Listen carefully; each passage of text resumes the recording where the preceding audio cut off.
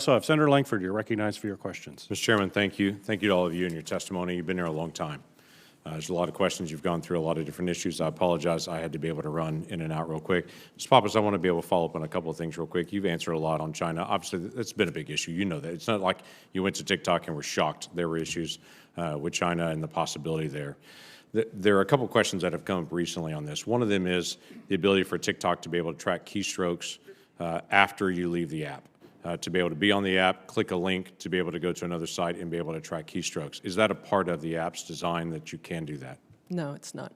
So that is not used, because it's been widely reported that is part of the app currently in its structure. Has it been part of the app and has recently been taken off? Or The keystrokes one, to my knowledge, was basically an anti-spam measure, and so that was never collecting the content of what was being typed.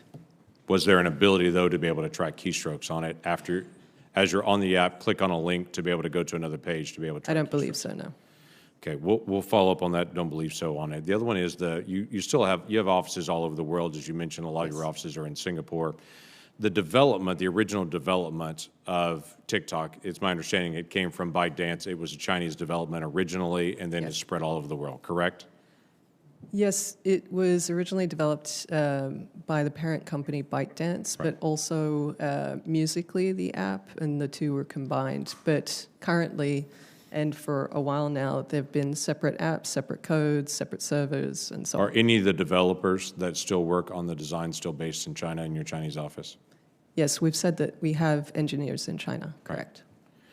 Well, that'll be one of the conversations we'll have in the days ahead to be able to follow up on what those access points are. There's an obvious consideration here with this committee and with others on national security issues.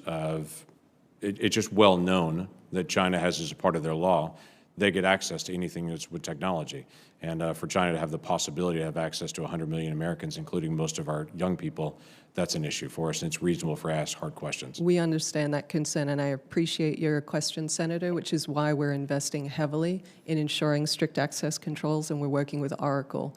We recently announced that 100% of our user data is now stored in Oracle's cloud infrastructure, and we've further said that they will be vetting and validating our content moderation and recommendation systems. We really are committed to transparency and security on these top-line issues, and we're happy to provide further information. Great. We'll continue to be able to follow up. Mr. Cox, thank you as well for being here, as for all of you in this conversation. I have a couple of questions here. One is dealing with the experts, as you mentioned in your testimony as well, that are actually helping with the fact-checking process. We did a little bit of digging in some of this, and obviously you've got a diverse group of nonprofits and think tanks and other folks that help with some of the experts in fact-checking, but there's also some that make us scratch our head a little bit on it.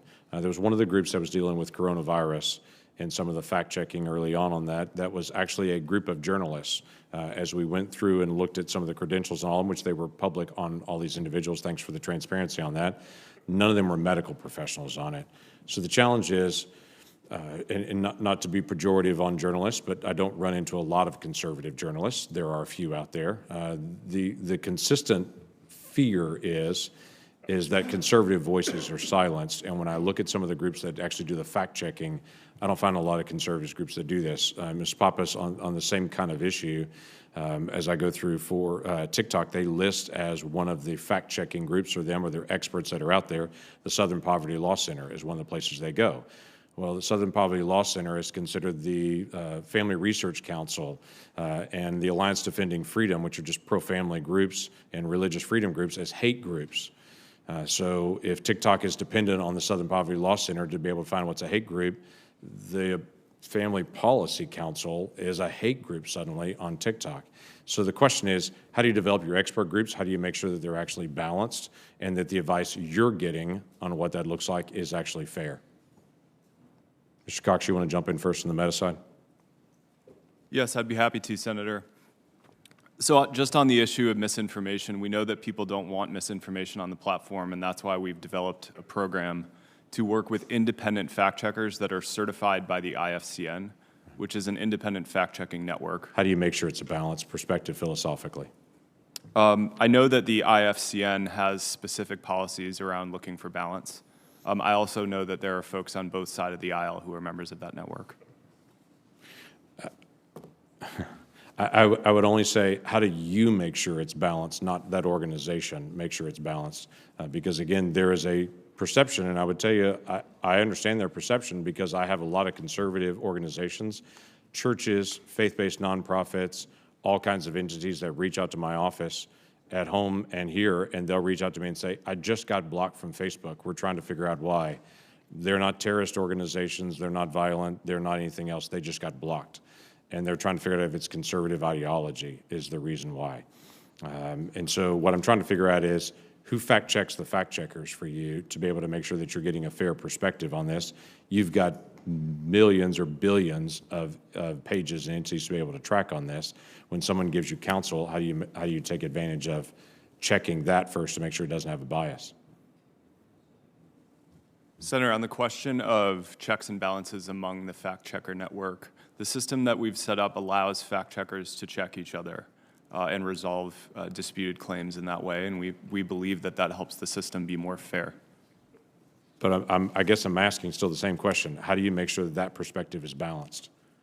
That it's not all fact checkers that think alike? Senator, ultimately, we believe that our platform is best for people when it can be a place for all voices and for all political points of view. I would agree. That's in our interests, and that's in the interest, we believe, of the nation. By the way, 100% agree. I'm trying to say to you it's not.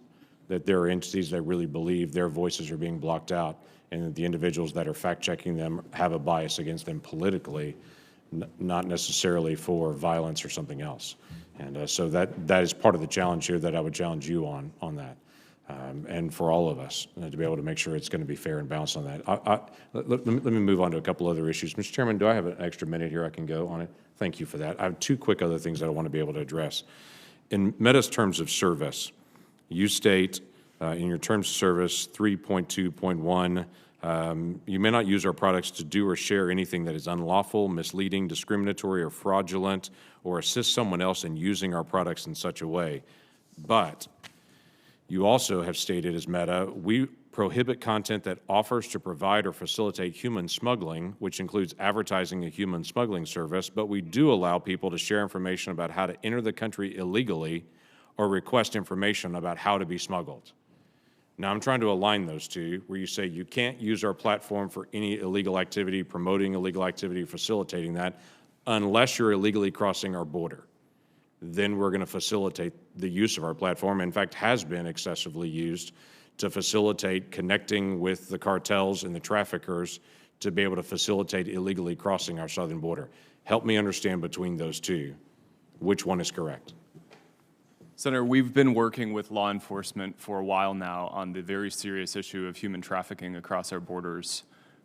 We have folks at the company who specifically speak to law enforcement and border officials to make sure we have an up-to-date list of which cartels that we can use in order to fan out our systems and make sure we take them down. We have policies against human trafficking, and we have policies against those cartels to make sure that we're able to remove them as soon as they pop up. But this is a meta statement that you said, we allow people to share information about how to enter the country illegally or request information about how to be smuggled. That is allowed already based on Meta's policy, but you also say we don't allow you to use this for illegal activity. That's what I'm trying to figure out is you either allow for illegal activity or you don't allow for illegal activity, but you look like you're trying to do both. We don't like smuggling, but we're facilitating people illegally coming into the country.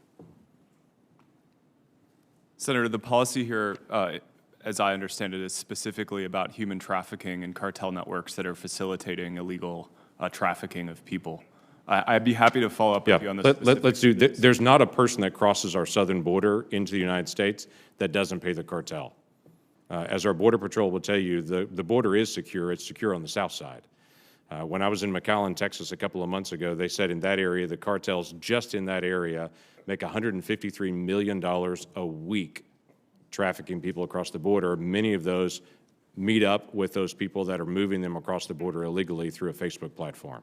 So that's a big issue to me, and it seems like Meta is being inconsistent in their terms of service about illegal activity. My last comment on this, and I really will make it my last comment, and I really do appreciate the time on it. I have for years, gone back to Facebook and said, I have all kinds of constituents at home that say to me, I would comment to you on your page, except when I comment, I get just ruthlessly attacked by people that politically disagree. And they click the angry button, they yell at them, they say all kinds of mean things to them when they comment on my page, so they just don't comment. And what's happened is political Facebook pages, and that's for everyone here, both sides of the aisle, have become places for anger and aggression. When you disagree, you go attack people that comment, that like someone politically, you go attack them instead. So what I've asked Facebook for years is, allow those of us that we know our pages are places where there's wide disagreement to be able to have the option to say, you can comment to me, but you can't attack the people that comment to me. We can have dialogue and interaction, but you can't have this angry interaction with each other on the page. Give us the option to turn that off so we see comments, we can respond back to people and have that dialogue and interaction, but you turn down the volume.